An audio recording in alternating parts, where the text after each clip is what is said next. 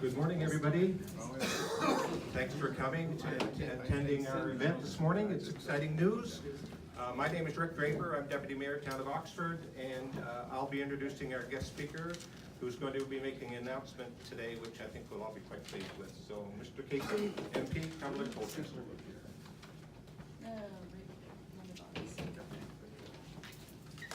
Thank you, Rick. Well, thanks very much everybody for coming. It's a moment we've been waiting for several months, since I believe last August, when a sinkhole suddenly appeared with no advance notice. But before I start to talk about that, I want to acknowledge the incredible job that Her Worship Mayor Patricia Stewart and her councillors have done to manage the situation.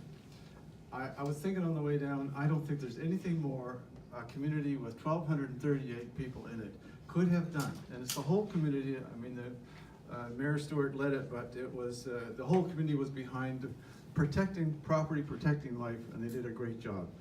And I just want to acknowledge that. I want to acknowledge the emergency measures people, Mike Johnson and Amy Tizard, two of the regional geologists who worked tirelessly to map every crack and every movement of every piece of asphalt and everything through it.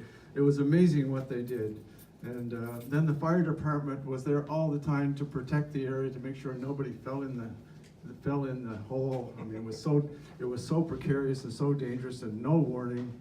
But the county of Cumberland chipped in, and it was an amazing job that the small town, small village of Oxford did as an entire community. So I take my hat off to you entirely. So thanks very much for what you've done.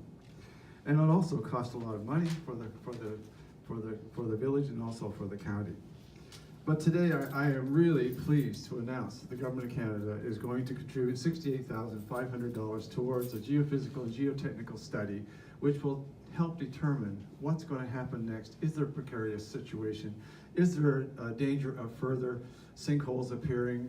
I'm so pleased that ACOA has done this. And ACOA is an economic development agency, and they see this as an economic issue as well as a safety issue. But if Main Street were to collapse, the biggest employer in our area would be out of business. If the highway, the Trans-Canada Highway, were to collapse or a sinkhole appear, the whole province would be affected. So I applaud ACOA, and I want to thank Minister Navdeep Bains, who was the minister who was personally involved with this. I want to thank the Vice President of ACOA, Chuck Mai, who was also personally involved. And I want to thank Michelle Scott, who is our regional representative, who was very much key to this happening. But it's a great thing to have the knowledge that we will now get the answers that we need. People that don't live in Oxford or in the area don't understand the fear of not knowing what's happening underneath. And I was so surprised when I was not able to get people to understand that situation. And this took longer than I had hoped, but I'm so grateful for ACOA to come to the table and help us with it. It's not a typical application, but they bent over backwards and they did everything they could to help us, and they're going to do it.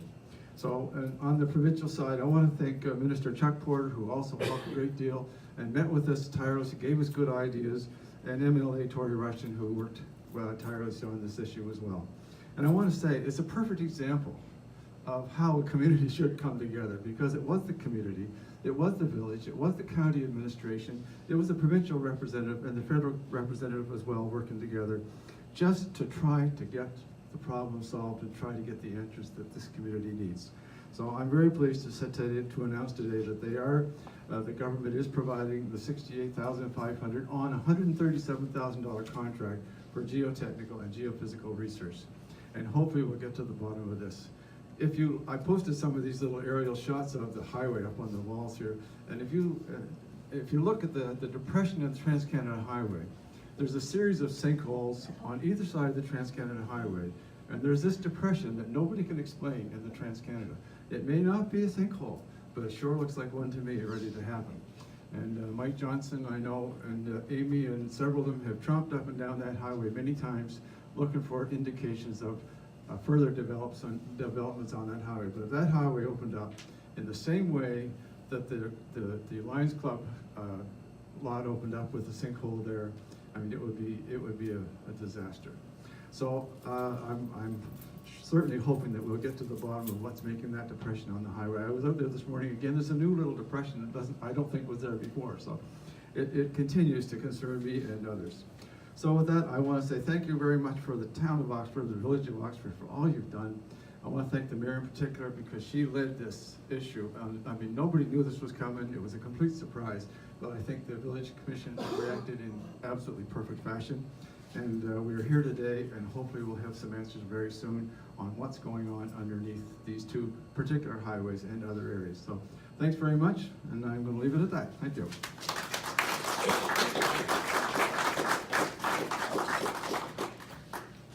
Thank you very much for being here, and thank you for the donation to our cause. We can now become known again as the wild blueberry capital of Canada, not the sinkhole capital of Canada. So I'd like to introduce our mayor, Worship Stewart, to have a few words.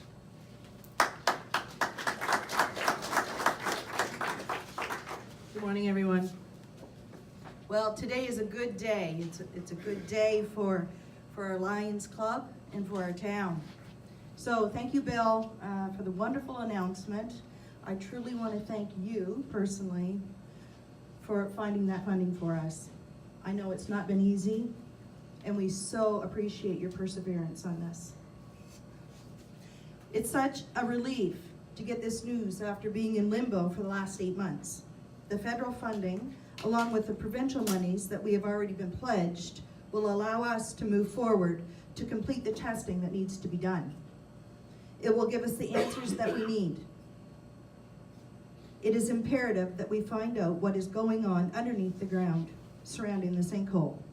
For safety's sake and for community's sake, this will now give us direction. The impacts and negative effects that this has had on our Lions Club and their property is insurmountable, and it dominoes into the community and everything that they support. It has not been easy for them. It has not been easy for our town, and it's not been easy for our residents. The uncertainty of what lies underneath the ground, or what doesn't lie underneath the ground, needs to be found, and today we're moving in the right direction. There have been people that have been quietly working behind the scenes with Bill and just to make today a reality, and I'd like to personally thank a few of them. And by the way, this is in no particular order. So Michelle Scott from Ocoa, thanks so much for working on this file. You're truly appreciated. Geologist Amy Tizard, you're our girl. You kept us up to date on all the activities of the sinkhole long after we were no longer the top news story, and who always continues to explore other questionable areas. Mike Johnson, from day one, has always ensured the safety of our residents and of visitors to the town. To our MLA, Tori Rushton, who has continually gone to bat for us, thank you for looking out for us, Tori. To the Provincial Department of Municipal Affairs, Minister Chuck Porter, thank you for the commitment of provincial funding not long after the request. This one's a special one. Thank you to our Public Relations Officer, Linda Cloney, who keeps the public informed and who has an amazing sense of calm when I don't. To Sean Whalen, who provided and continues to provide some amazing photography of the sinkhole to those who cannot see over the fence. And finally, she's not with us today. She had another commitment, but I would like to thank our CIO, Rachel Jones, who has spent countless hours putting the pieces of the puzzle together, putting people together, and for being our go-to girl when things needed to be done. So with that, once again, thank you, Bill, so much.